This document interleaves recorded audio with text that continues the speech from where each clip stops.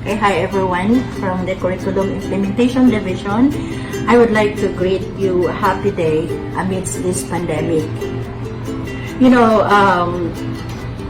all of us now are in a dilemma and we are groping in the dark as to what and how to go about the curriculum and instruction for school year 2020-21, considering that definitely we cannot conduct face-to-face classes, which is very much different from what we have been doing in the past.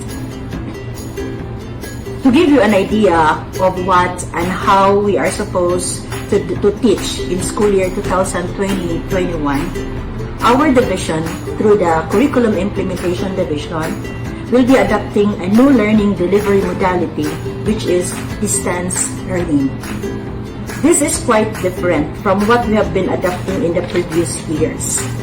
Because in distance learning, the learners will not go to school, but they study at home. In the distance learning, we use two methods, the use of digital tools and the use of printed lessons or modules. In this regard, I will take this opportunity to inform you that our division will prepare self-learning lessons which can be used by the division schools in school year 2020.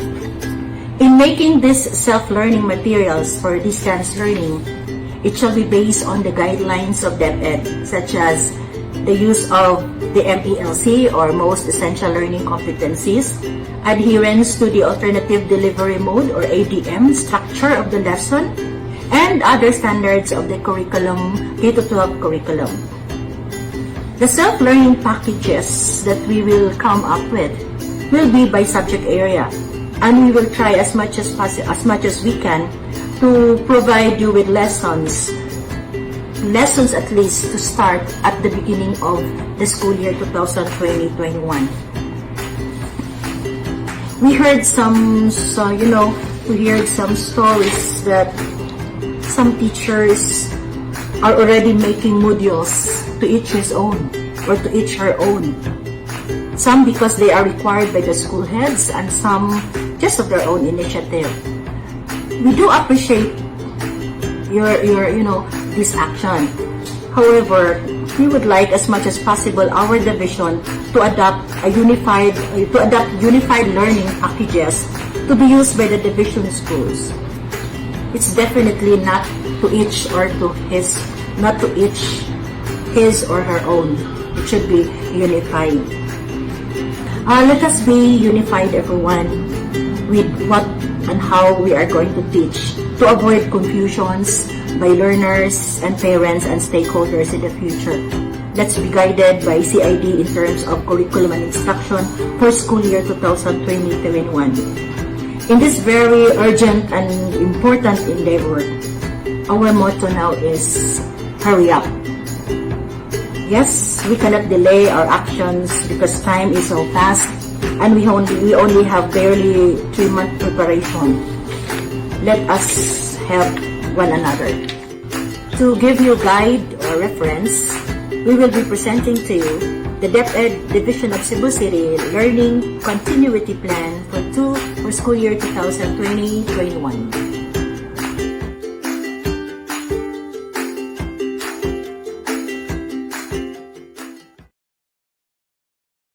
In time of crisis, learning continues. Here's now the Learning Continuity Plan of DepEd Cebu City Division for school year 2020-2021. For months now, our country and the world at large are facing new challenges brought about by this unforeseen public health crisis. As we confront the issues brought about by the pandemic, the Department of Education continues to find ways and address the challenges for education to continue amidst this pandemic. The Interagency Task Force for COVID-19 in the Philippines affirmed the recommendations presented in the pre-final draft of the Basic Education Learning Continuity Plan for school year 2020-2021 of the Department of Education. Some essential points that shall be adopted by the Department of Education are the following. The opening of classes for the basic education shall be on the 24th of August 2020 and will end on the 30th of April 2021. School opening will not necessarily mean traditional face-to-face learning in the classroom. The physical opening of schools will depend on the risk severity grading or classifications of a locality, pursuant to the guidelines of the DOH, IATF, or the OP. Even in areas where schools are allowed to open, physical distancing will still be required, which will necessitate schools to combine face-to-face learning with distance learning. Schools and CLCs under the supervision of the regional and division offices are authorized to decide on the specific learning delivery modalities, such as blended and online learning delivery modes through the Learning Resources Portal and DepEd Commons, use of TV and radio, and learning modules and packets both in print and digital format, which may be deemed appropriate in their context. The teachers will attend orientation and training activities on the utilization of the distance learning delivery modalities, prepare instructional materials, and plan the organization of classes in consideration of the learning delivery modalities to be employed. Submission of the learning continuity plan showing alternative delivery modes of learning when face-to-face learning is not allowed and in accordance with DepEd guidelines is required. As our major response and our commitment in continuing education for school year 2020-2021 amidst the crisis, DepEd Cebu City Division creates the Learning Continuity Plan. Here's now the Learning Continuity Plan. So what is LCP? It is focused on the transitions of students from one type of learning to another as their learning context rapidly changes. Continuity of learning plans do not only involve technologies and modules the school will use to continue teaching, but also considers how the students will return to campus after the emergency ends. Here's the guiding principles of the LCP. Ensure the learning continuity of learners through curriculum adjustments, alignment of learning K-12 learning materials, implementation of the learning delivery modalities and assessment, and provision of teacher and parents or guardian training on distance learning. Second, protect the health, safety, and well-being of learners, teachers, and other personnel to prevent transmission of COVID-19. Third, facilitate the safe return of learners and teaching and non-teaching personnel to school and learning centers. Fourth, be sensitive to equity considerations and concerns and how to address them. Fifth, linked and bridge the LCP to DepEd's pivot to quality of education under the framework of Sulong Edukalidad for future thinking in education.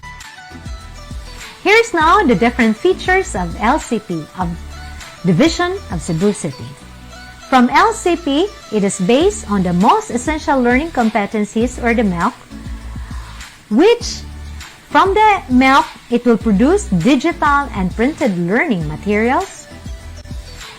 It will be in digital or printed self-assessment to assess learners. And it will produce COVID-19 worry-free learning environment through distance learning. Let's discuss in the succeeding videos the different features of LCP.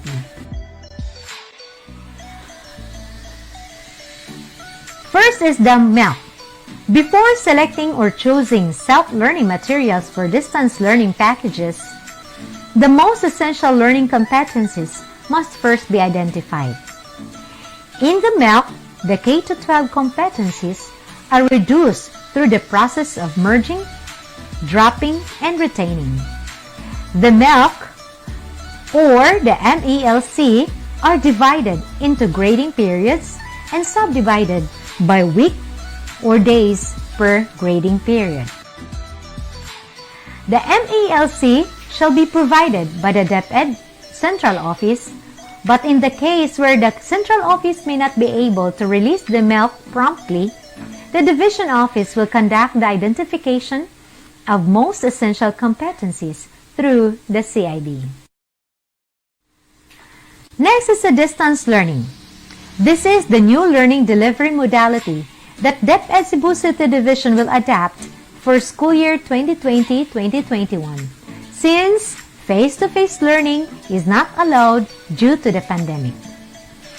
Distance learning, which is also known as correspondence education or home study, is a form of education where there is little or no face-to-face interaction between students and their teachers.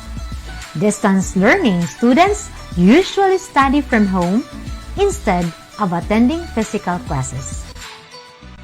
The teacher shall provide guidance and technical assistance to every learner through regular virtual monitoring of learners' progress. They are expected to create support activities for enrichment and mastery of every lesson. Teachers shall also provide supplementary materials for remediation and report learners' academic performances periodically. Parents and or guardians shall serve as para-teachers at home. So to prepare for asynchronous distance learning, here are the following. Utilize data gathered through the enrollment form on the modality of learning delivery that the learners are capable of adaptation.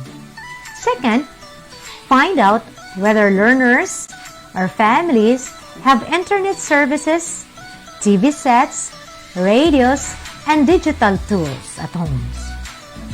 Next is deliver or distribute printed or hard copies of self-learning materials or modules. Also, provide instructions for learners and families in using online resources and printed materials or modules. So here are now the different resources for distance learning packages. K-12 LMs and TGs,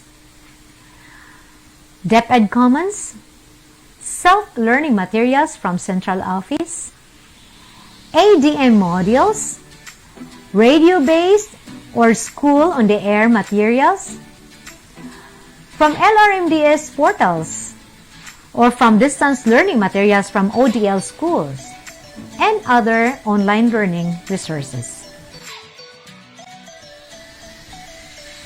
So here are the circumstances or considerations where learning delivery modality may be changed anytime when deemed necessary and possible, such as health and physical distancing protocols and other guidelines set in the local area, changes in the health status of the learner's assessment results show that he or she is not doing well in the learning delivery modality chosen, when there are indications and reports of negligence and abuse validated through home visitation. Next is the digital and printed self-learning materials. In the implementation of distance learning modality, the digital and printed self-learning materials will be utilized. The lessons selected for the DL packages shall be uploaded in online platforms or pre-recorded as well as printed as hard copies. Learners with digital gadgets such as smarts or TVs and online connectivity shall use the digital self-learning materials, while learners without the modern technology tools at home shall use the printed materials or modules. So here are the resources needed for the distance learning. Digital, you have internet connection, Wi-Fi, data, laptops, tablets, cell phones, smart TV, and sets. We have also audio, such as radio sets. Then printed modules. We have the 1:1 ratio of printed self-learning materials and modules. Letter D is the digital and printed self-learning assessment. Learners' performance shall be assessed through performance tests and summative tests such as the unit test and the periodic examination. The test questionnaires shall be either in printed form or may be answered through online or using any digital tool. Test results shall be used for grading learners' performances as well as in determining the extent of learning using new learning delivery modality. COVID-19 worry-free school and a learning center environment. It will be accomplished or achieved through the following. Schools and learning centers shall ensure the health, safety, well-being of the learners, teachers, and personnel in time of COVID-19 in the new normal. Conditions and health protocols set by the DOH and the World Health Organization shall be strictly adhered to. Monitoring and evaluation. Virtual monitoring and evaluation shall be conducted regularly to ensure sustainability and success of the implementation of the new modality of learning delivery. M&E tools may be used but shall be accomplished through online platforms. According to Leonor Briones, our Education Secretary, during her press conference on May 11, 2020, if you teach anxiety, if you teach fear, if you teach insecurity, and you are so fearful that you cannot move anymore, let's just wait for this thing to blow over. But we don't know when this thing will blow over. So in the meantime, you cannot have 9 months of idle children being restrained in their homes, making them stay at home and having no classes, no learning at all because we are afraid. We have to work around that fear.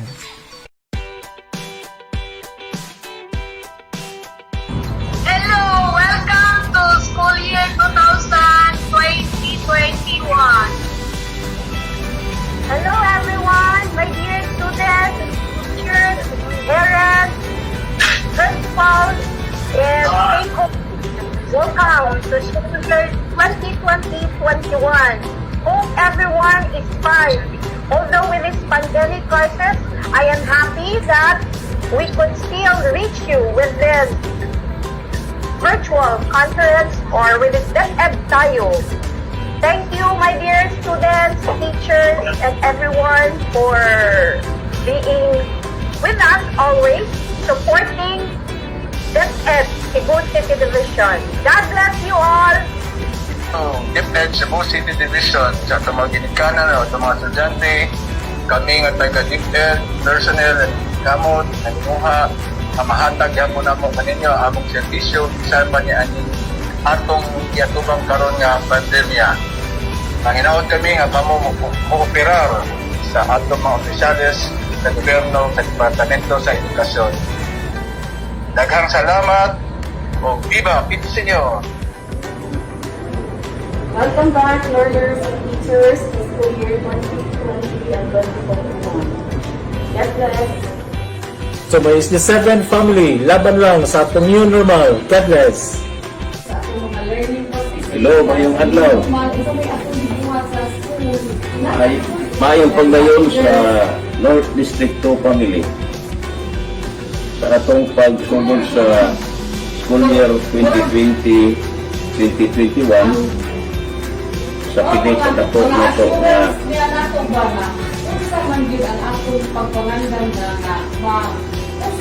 pagkubangon tungod aning gitawag na ito nga new normal.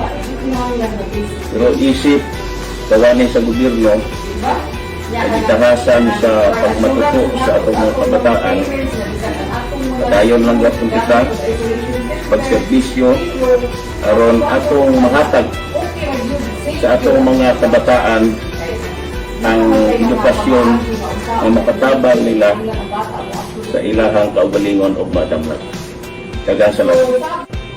To my ND4 family, let's face the challenges of this new normal. Keep safe, everyone. We at the CID, in time of crisis, learning continues.